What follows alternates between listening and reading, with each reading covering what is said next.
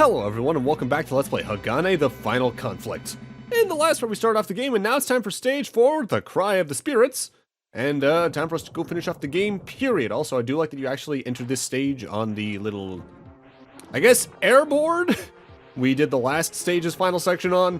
It's just a moment of continuity that, when you see it in a game like this, especially back then, you just kind of like appreciate, just 'cause it's like, yeah, that's cool. Instead of just teleporting into a stage outright. So, the latter two stages of the game, similarly to Shadow the Ninja in that regard, honestly, are much longer in the tooth compared to the first three. And while part of that is just because the stages get more dangerous, another part is because they throw a few more mini-bosses at us. Like now we're gonna have the guy who actually summoned the boss at the very start of stage 2.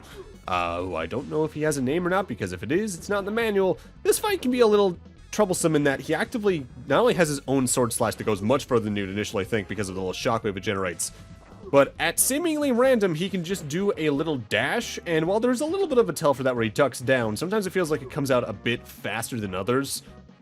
He doesn't get a lot of health, but it's easy to take damage pretty quickly there if you're hesitating too much. And now we're in a cave, and this cave is arguably one of the most annoying stages in the game, subsections of a stage rather. For one thing, it's a maze. You need to find your way to the end, grab what items you can along the way, all that kind of jazz. But also, this section requires you to use a piece of tech, to my knowledge, that is never used in any other stage in the game, barring getting maybe some pickups in one or two that I'm not aware of. In that, we have the Kusarigama, the chain spear weapon that we had in Shadow the Ninja, just a classic weapon in general. If you jump and aim up with that, it can actively hook itself into ceilings and you can pull yourself up and then jump from there to reach certain areas. I think you might also be able to use that to climb on some ceilings, don't quote me on that though. That right there is the only time you need to use that in the game, and it comes so out of nowhere that it feels kind of like a dick move. Because let me see, actually, is that even listed as an ability that the chain can do in the manual? Usually hidden inside Hagane's arm, this weapon is shot out by a high-speed jet rockets extending in a straight line forward or upward. This weapon has enough power to go right through an enemy's body. Hagane can also use this weapon to move by grabbing onto the ceiling or tree branches overhead. Okay, so it's at least in the manual. So that makes that immediately better than some other games where they just don't list certain abilities in the manual, period. And now we got a mini-boss against a snake. It charges out of any given corner in the room and can fling its tail, make rocks rain down and all that. I recommend using bombs here because they drain through the health pretty quickly, and it dies, honestly, very quickly overall. The mini-bosses in this game don't usually have a lot of health, but they might have enough that if you're low on health when you enter them, you can get drained of your resources pretty quickly. But now it's time for one of my least favorite screens in the game, this giant lava room. There is lava on the bottom. I don't think it's instant kill. I think it does just do damage, but I don't want to touch it to find out. The reason this is one of my least favorites is that this room, more than any other, requires the use of the double jump I've brought up before, where it's not even really a double jump, it's a jump and then a dash jump forward. I brought up the quirk with its controls before, where it doesn't really work if you're trying to use it when you're descending. You can only really use it up to the peak of your jump. But because of how precise some of the jumps are here with it, it just feels annoying. There are some jumps, admittedly, that I make a bit harder for myself when using this throughout the game, where I could, but what you're really supposed to do is, instead of dash jumping in one direction, you're supposed to dash jump towards the nearby wall and then use the wall jump to get up from there. But like that one especially that I just did is one of the least comfortable jumps in the game. I don't like this room. This game controls well on the whole, like I mentioned last time, especially left to right movement, just actual jump momentum. It feels great. It's the double jump specifically that just does not at all. Although if there is one other weird little quirk I have with the game in that way, control-wise I guess, it's specifically that I don't think Hagane's movement speed matches the walking animation.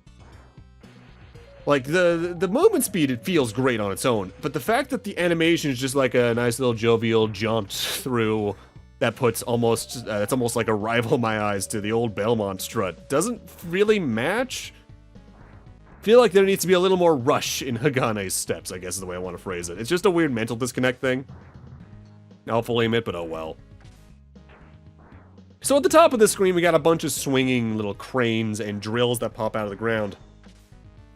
The best way to avoid this is by using an ability I haven't talked about yet. Hagane just outright has Mega Man Slide. Press down on the jump button and you'll slide under basically anything. I don't think you're invincible during it like you are during a lot of like the somersault attacks.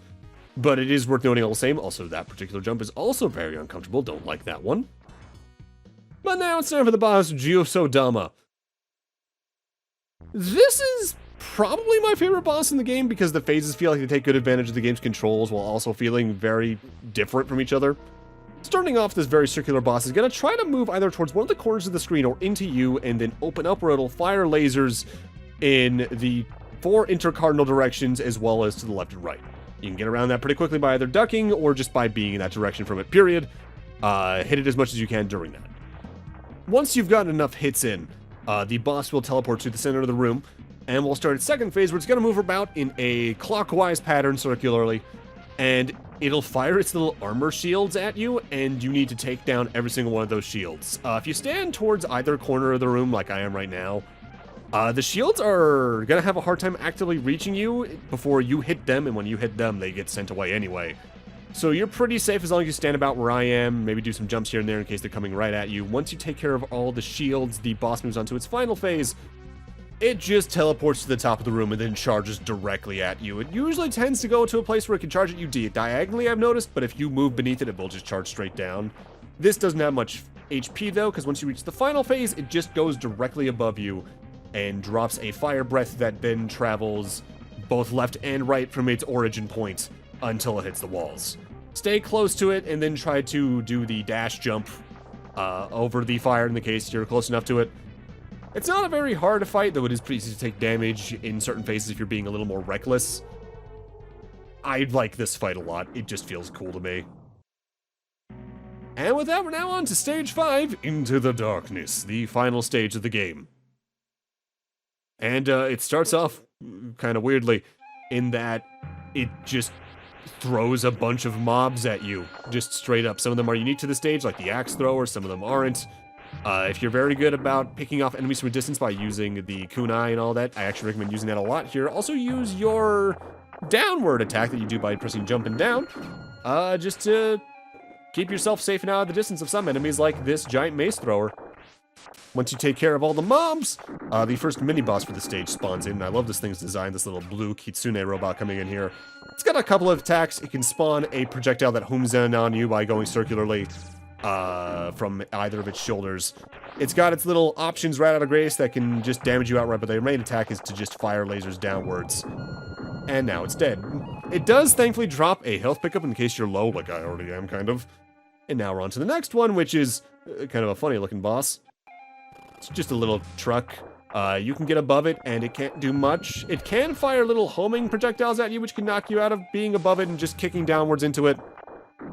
But I think those only spawn if you let the homing reticle get onto you for too long, otherwise it fires a giant laser in front of itself. And now we gotta take care of this guy again. This time, though, he is notably faster, and he can also charge diagonally up into the air at you. What he tries to do is sort of bait you into jumping over his one dash. Instead, he'll do the other. This is probably my favorite boss fight in the game otherwise, because it just feels like a good rival fight, despite the fact we've only seen this guy twice before now. I feel like the game probably has maybe a little more of its story explained in like the Japanese manual, but I've never read it. Alright, 5-2 is a section I don't like because it's a labyrinth. There are going to be doors at the end of every room we go to. Some of them lead you back to an earlier room, and then you have to backtrack all the way through. Others are just the correct way to go. Not helping this is that some of the jumps you need to make are kind of precise, and there are a lot of enemies and hazards here to kill you. This is definitively the final stage, so like it makes sense for the difficulty curve to be a little bit higher, but it feels like compared to the earlier parts of the game, they maybe overdid it a little bit, just a little, particularly in some of the later rooms. Labyrinth levels are complicated. I think they have a place in platforming. Hell, I'm a Metroid fan, so I'm used to labyrinths no matter what. But I think in faster-paced platformers like this, they just serve to drain your resources in a way that feels inorganic to the rest of the way the game progresses. Like, Ninja Gaiden doesn't do these basically at all from my memory, except for maybe in the 3D ones that I've barely played. For a reason, I'm not a big fan of it in this game's case. I also want to say I'm not a fan of the one that showed up in, I forget if it was Game Gear Shinobi 1 or 2 when I did those marathons way back when. I want to say it was Game Gear Shinobi 1, because that seems like more of a move that one would pull.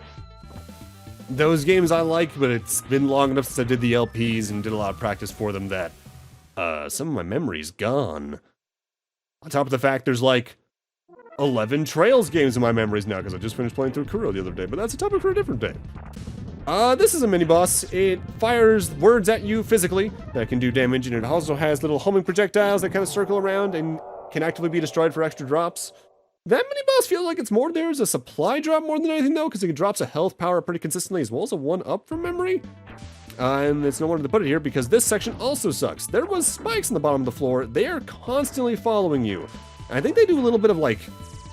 Now, I'm not going to say rubber banding with it, because I think it does always move at the same rate, but it does sort of, like, bounce where it goes, like, slow, fast, depending on the level design it's expecting you to be at that point in time. So if you take a little long in some points there, that can catch up to you and do some damage pretty quickly. And now we're on to the final main platforming section in the game, I think. This one has a couple of tricky moments like this point where you have to actively use the enemy turret as a platform and then do the little dash jump into a wall jump combo to get around. Also, this level just outright has certain platforms from Castlevania where the moment you jump on them, they will flip around after about a second.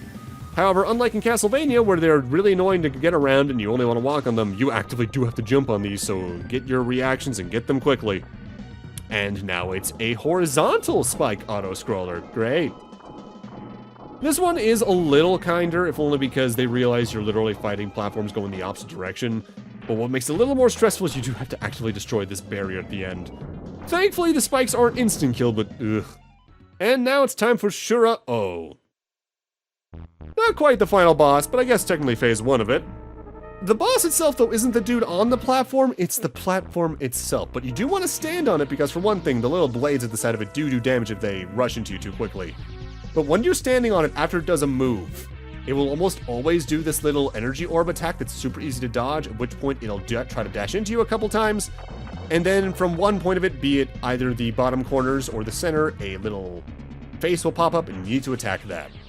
It can punch its fist down, and I think it has another attack involving its hands where, like, they just shoot off in a different way. But as long as you're good about jumping on the platform quickly, the pattern is pretty consistent. What can be very annoying about this fight is that where the little head you need to attack pops out, completely random to my knowledge. Maybe each section has its own little health bar, so that if you, say, destroy the center one, it's always going to be either the two on the bottom right or left from there. I don't know. I don't like it, though, because they're only up and out long enough so that you can see where they are, and if you're not right next to them from the start, you're probably not going to get to it in time if it's on the opposite side of the platform. Doesn't exactly feel comfy. This fight can take a little bit, but as long as you keep in mind what I've said about stepping on the platform so it does the orb attack, it's not a very dangerous fight, it's just more time-consuming than anything. Cool-ass sprite work, though, honestly. Like, I was actually kind of reading on, like, Wikipedia and stuff, like, aggregating reviews. Like, a major complaint for this game is that it didn't look great, and, like, really? This looks, I guess maybe for, like, 94, 95 Super Nintendo, this isn't, like, the strongest showing, but, like, the sprite work for the enemies is fantastic. Hagane's sprite work is, I guess, a little plain for the time in detail, but, like, it's still well detailed and all that. Mind you, it's probably a thing of, like, I wasn't there at the time, so maybe I'm just looking at it with more historical context. Because at the time, I guess, by that point, I want to say the N64 would have been out, or at least known about. And the PlayStation, I think, was on the way, I want to say. I actually can't remember. Was this 94 or 95? This was... yeah, 95 in the US, so summer 95. But now it's time for Amano-Ikazuchi, the final boss of the game outright. And it's a vertical auto-scroller that I want to say is timed. We need to destroy several parts of this, namely faces, before it reaches the top of the room, in which case I think that's just an instant death.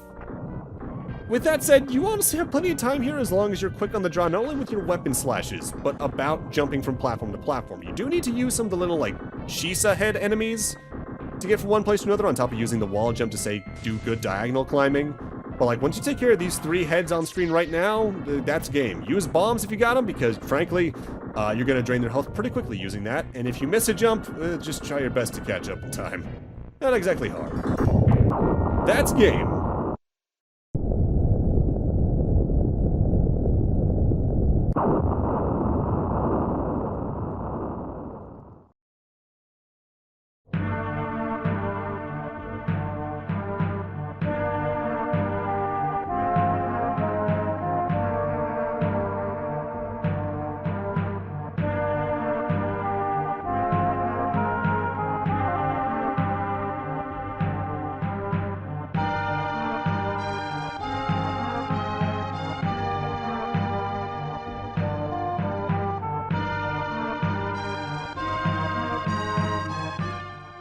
And that's Hagane, the final conflict. It's short, it's pretty sweet. The game definitely has its control quirks, and especially if you're very easily overwhelmed, the amount of enemies, especially early on in the game, can be pretty hard to get through. I do think it's easier than a lot of other games of this type on the whole, but it still can be hard. I think a lot of the abilities are cool though, especially the backflipping and front flipping stuff. I think the stages could have done more that's interesting to take advantage of those abilities, but what's here is fine. Are there better ninja-based platformers at the time? Yes, I think Shinobi 3 is a much better game than this, but I think if you're into the genre, it's still worth another playthrough. It is a kind of a funny case where I sometimes wonder why some games like this get these big legacies of being super expensive, and it's usually just because of a low print run or things like that.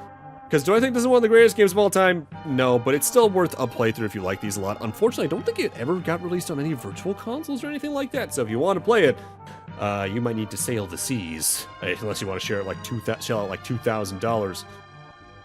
Some of the staff is notable, namely I think the character designer for Hagane itself is the same character designer for the first 2 Onimushas, which are games I adore and I'll get to at some point. But otherwise, I'm going to need to end this LP off here.